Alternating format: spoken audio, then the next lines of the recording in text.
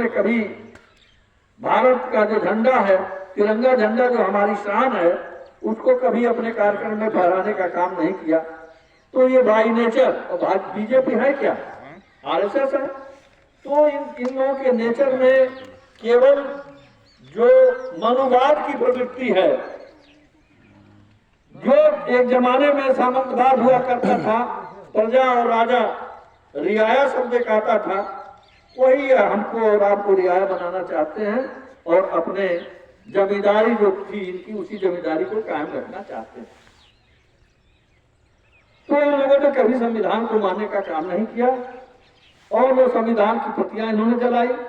बाबा साहब का जिंदा रहते हुए इन्होंने अर्थी उठाया था। यही आरएसएस के लोग हैं। तो इन लोगों ने जो अपमान किया तो पूरा देश पील मिलाया, और उस देश के नागरिक होने के नाते और देश की एक संवैधानिक पार्टी के अगुवा के नाते हमारे राष्ट्रीय अध्यक्ष जी ने विरोध किया और लगातार उसी दिन से विरोध चालू है। हम लोगों ने ज्ञापन दिया डीएम को माध्यम से माननीय राष्ट्रपति महोदया जी को, इनको तत्काल बर्खास्त किया जाए और इन्होंने जो बयान दिया है पूरे देश से माफी मांगी, लेकिन न तो ये लोग माफी मांग सकते हैं और न पद से हट सकते हैं।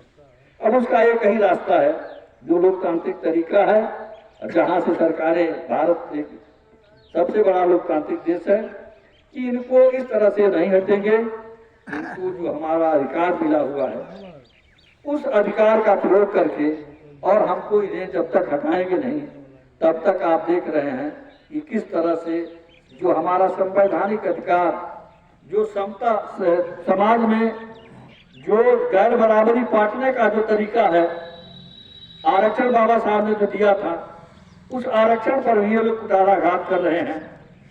आप लोगों ने देखा किस तरह से 68,000 भर्तियों में इन लोगों ने सीधे सीधे घोटाला किया था। सुप्रीम कोर्ट के आदेश के बावजूद, हाई कोर्ट के आदेश के बावजूद आज तक उसका समाधान इन लोगों ने नहीं निकाला। तो ये लोग संविधान में जो प्रदत्त हमको अधिकार हैं, उन अधिकारों का हनन कर रहे हैं और हमारे सारे अधिकार छीनने का काम कर रहे हैं। इसलिए हमको अब जागना पड़ेगा, और जब हम जाग करके पूरा पीडीए परिवार जब तक एक नहीं होगा तब तक हम इनसे, क्योंकि ये बहुत झूठे हैं। जब कोई बात आती है हिंदू मुस्लिम कर देते हैं। बताइए बहराइच में क्या गलती थी? बहराइच की घटना आप लोगों ने देखा होगा।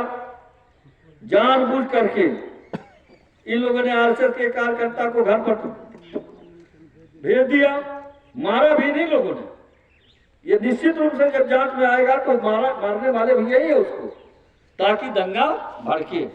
नहीं तो हम कहते हैं किसी के मकान पर इधर से जुलूस जा रहा है, किसी के मकान पर चढ़ करके, मान लीजिए बाबा साहब का फोटो उसको कोई फाड़ेगा तो बर्दाश्त करेंगे आप? तो उनका भी है, वो भी हमारे भाई है, उनके घर पर भी झंडा लगा हुआ था उनके धर्म का, उसको तोड़ने और फोड़ने और फेंकने और अपना झंडा लगाने क्या थे? तो जानबूझ करके सांप्रदायिक दंगा और दंगा के हिंदू मुसलमान करा करके वही चीज संभल में हुई। आप लोग संभल की घटना देखा। हम कहते हैं कि मस्जिद है तो मस्जिद है। जब एक विधान पारित हो गया 1991 में कि 1947 के पहले की जो स्थितियां हैं वो बरकरार रहेंगी। जो धर्म स्थल है, मस्जिद है तो मस्जिद रहेगी, गुरुद्वारा है तो गुरुद्वारा रहेगा, मंदिर है तो मंदिर रहेगा, चाहे बाबा साहब का मंदिर हो चाहे काली माई का मंदिर हो। लेकिन उसके नीचे ही लोग लगे मस्जिद खोजने। तो हर मंदिर के नीचे मस्जिद खोजेंगे तो बवाल बढ़ेगा कि नहीं बढ़ेगा? और बवाल बढ़ा और कितने लोग मारे गए, कितने लोग जेल में गए, कितने लोग का घर गिराया गया। तो ये साजिश करके, और हमको हिंदू मुसलमान, कहाँ हमको हिंदू मानते हैं? आपको हमको हिंदू मान रहे हैं वो लोग? हिंदू कौन है? कोई नहीं है। हिंदू मान रहे हैं क्या वो लोग? किसी दलित को, किसी पिछड़े को, किसी अल्पसंख्यक को वो हिंदू मान रहे हैं? तो हम कहते हैं कि जब नहीं मानोगे तो भैया तो जब चुनाव आता है तब ना हिंदू बनते हैं लोग। मास्टर साहब पॉइंट वाली बात कहला। मास्टर साहब हम चमारन के तो हिंदू क्यों कह ना सकते? चमारन के हम जानते इतिहास पूरा क्यों जानते। चमारन के कह सकते ना मुसलमान के कह हम कहते हैं कि बाबा साहब ने अधिकार दिया सकते? ललित सबको, और सबको अधिकार दिया है, कहीं भी भेदभाव नहीं है। यदि कोई भेदभाव करता है तो हमारे अधिकारों का हनन करता है। चाहे हम चमार हो, चाहे डोम हो, चाहे राजभर हो, चाहे किसी भी समाज से हो, हमको सब बराबरी का अधिकार मिला हुआ है। हमको पढ़ने लिखने की बराबरी है, हमको धन संचय करने की बराबरी है, अधिकार है। हमको अपने अनुसार जो बिजनेस चुनने का अधिकार है, रोजी रोजगार का अधिकार है। लेकिन ये लोग कहाँ देते हैं, देना नहीं चाहते। इसलिए आज देख रहे हैं कि किस तरह से डाई, इसके पहले डाई, अच्छा सबका खेत बोया गया, सबके खेत में डाई पड़ी, लेकिन ब्लैक से खरीदना पड़ा। वही हाल हम देख रहे हैं। आज हम कई दिन से देख रहे हैं कि गोदामों पर मारामारी हो रही है यूरिया के लिए। 40 किलो की बोरी हो गई, जो 50 किलो की आती थी 45 आई, और उसके बाद 40 पर आने वाली है या आ गई है, हम नहीं जानते।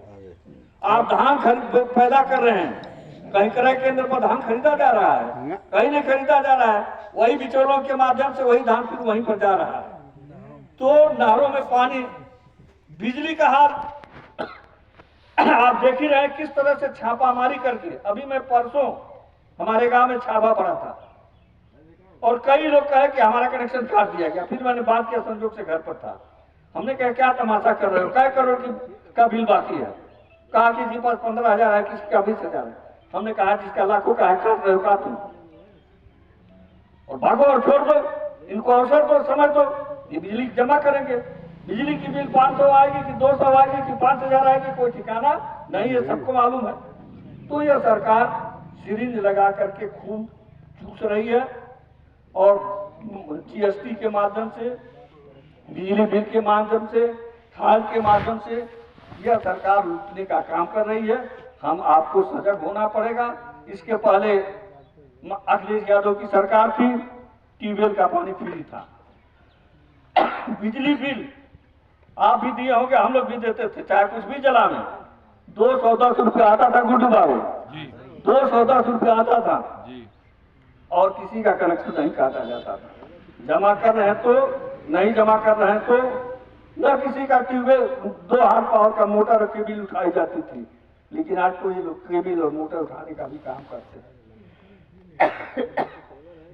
किसान, आज किसान मेहनत करता है तो ये राशन बांट रहे हैं ना, और कहते हैं मुफ्त का राशन बांटते हैं।